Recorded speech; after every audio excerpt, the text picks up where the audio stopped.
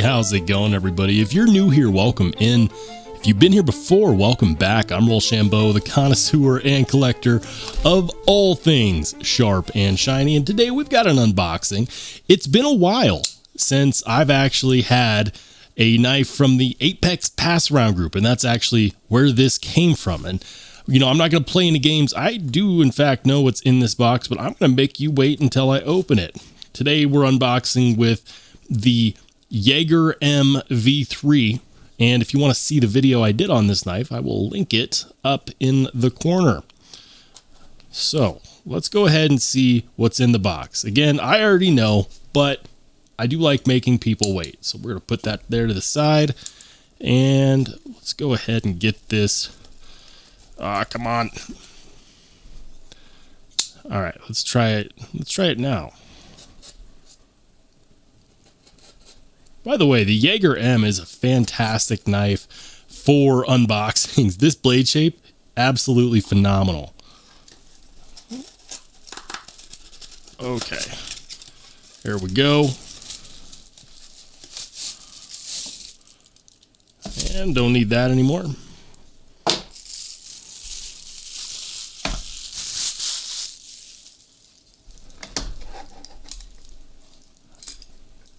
This is the Tuya Knives Wrath.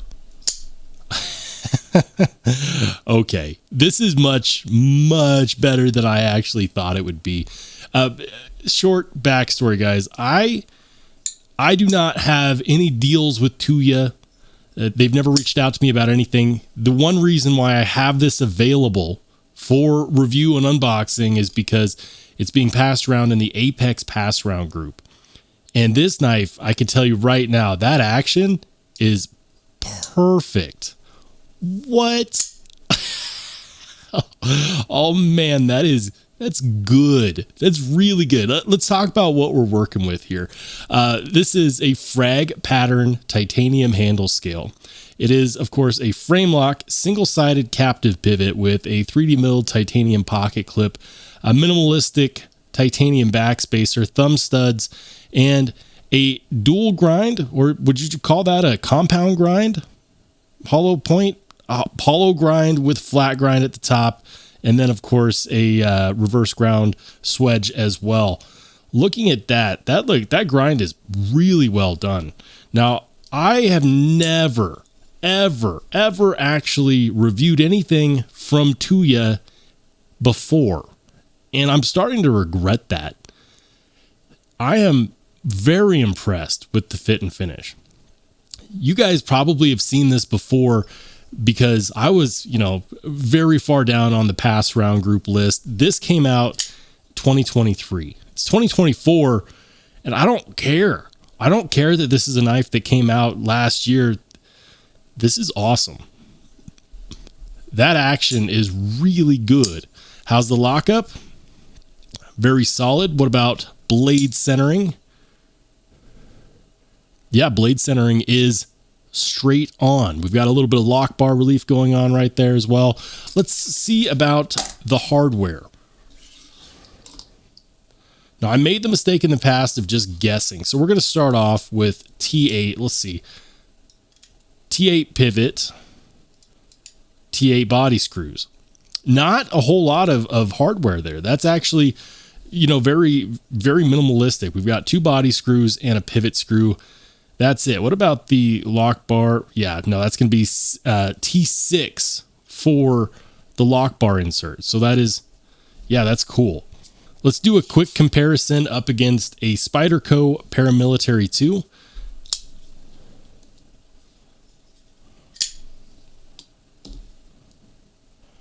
It's going to be a little bit shorter than the Spyderco Paramilitary 2, a bit more pocket friendly as far as the blade and handle scale profiles are concerned. Thickness in the pocket is going to be a little bit thicker.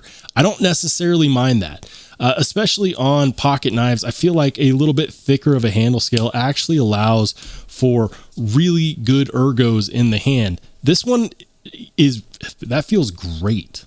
That feels really good. You know, the fit and finish on here is very impressive. As far as billboarding on the blade, we've got almost nothing. We've got DW and then S90V. So that answers that question. S90V on the blade is fantastic. S90V is a Martin Siddick stainless steel with extremely high edge retention. And I'm being very careful with releasing the blade because that is a straight guillotine. What? Man. Now, I am not the greatest with front flippers, but this one... this one is easy to actuate. Can I get one of these jobs in there? Can I get it? Yeah, there we go. Yeah, so front flipper works well. The thumb studs work really, really good. How does it actuate? Yeah. Actuation is good. I'm impressed. This knife looks fantastic. And, you know, when I saw the pictures of this online, I almost didn't sign up for the pass round because I looked at it and I was like, you know what? Like, it looks kind of Chavez-esque. There's not a whole lot going on there. But then you get it in hand, and that is way smoother than it has any right to be. The detent is dialed in. They killed it on that detent. One thing is I do wish that they had continued the frag pattern milling on the pocket clip. You know, knife designers, when you continue the pattern from the scales onto the pocket clip, it can make a simplistic pocket clip like this really pop. Is it an issue? No, not at all. I do wish that we had more of a backspacer there because this is a really thin hollow ground blade. And, you know, I actually have a piece of scrap paper right here. I came prepared today. I don't always come prepared, but sometimes people are like, why don't you do some cut tests? Yeah, that's good. That's really good.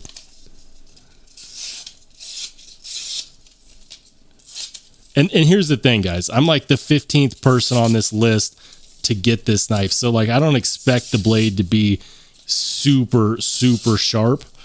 That is a very decent edge, especially for being a pass round knife that people have already done, you know, paper cut tests with. The thing about S90V is that it's got extremely high levels of edge retention. So it's important when manufacturers come out with these knives that they do the edge right, because if they don't, it's a freaking nightmare. It's a nightmare because you have to, if you go to put your own edge on it and it's a super high wear resistant steel like S90V, it makes it really difficult to put a better edge on there. So it's extremely important, in my opinion, specifically on S90V, that they get that edge geometry right before they send it to you, because you don't want to have to do that. You don't want to have to blow through some expensive diamond stones to get the edge the way that it should have been when you got it from the factory. Wow.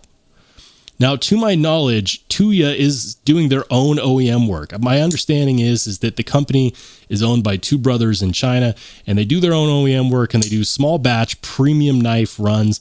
This is giving me $250 to $300 vibes. Now, I'm not entirely positive, but I will, in fact, put the price on the screen if I can find it. And guys, if these are available, I will 100% link this in the description and pin comment down below, because this is impressive. I need to get one of these. Why haven't I checked this out before? What in the world? I am curious, since I know you guys probably already have seen this or have checked out knives from Tuya Knives. What are your thoughts? Do you have one of these? Is this one that you would consider? If I missed the boat on a different one, which one should I check out next if I can manage to get my hands on another Tuya? Let me know in the comment section down below. And by the way, if you guys want to watch more awesome knife and EDC content, click on one of the videos that pops up next.